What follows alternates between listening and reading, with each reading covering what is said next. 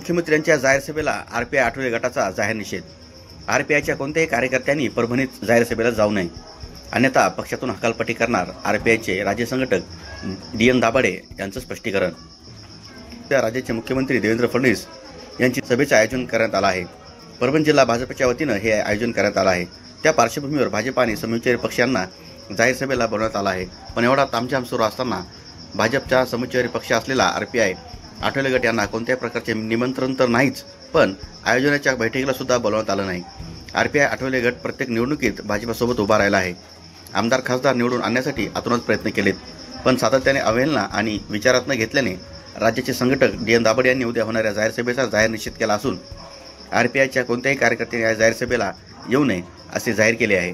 आणि जर कोणता कार्यकर्ता सभेला दिसला तर त्यास पक्षातून हकालपट्टी करण्यात येणार असल्याचा इशारा यावेळी त्यांनी दिला आहे। यावेळी ॲडव्होकेट लक्ष्मण बनसोडे, जयप्रकाश शिंगोले, रानूबाई वायवळ, शेषराव नंद, भगवान कांबळे, आप्पा गाडे, सतीश दामोदरे, भाऊराव सावने, कैलास दाभाडे, राहुल शिवभगत यांच्यासह असंख्य कार्यकर्ते उपस्थित होते।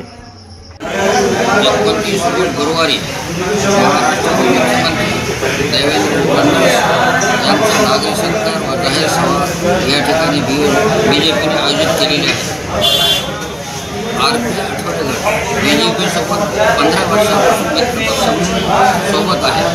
बऱ्याच अर्थ आठवले गटाने बीजेपीला प्रत्येक निवडणुकीमध्ये सहकार्य करीत असताना देखील या ठिकाणी उद्याचा सत्र समारोप आहे। या ठिकाणी बीजेपीनं आठवले गटाच्या कुठल्याही पदाधिकाऱ्यांना विश्वासात न घेता किंवा कुठल्याही प्रकारचं निमंत्रण केलेलं नसल्यामुळे आठवले गटामार्फत उद्याच्या नागरी सत्कारावर जाहीर सभेवर आठवले गट सर्वांमध्ये निषेध नोंदवत आहे। सभा कुठं होणार?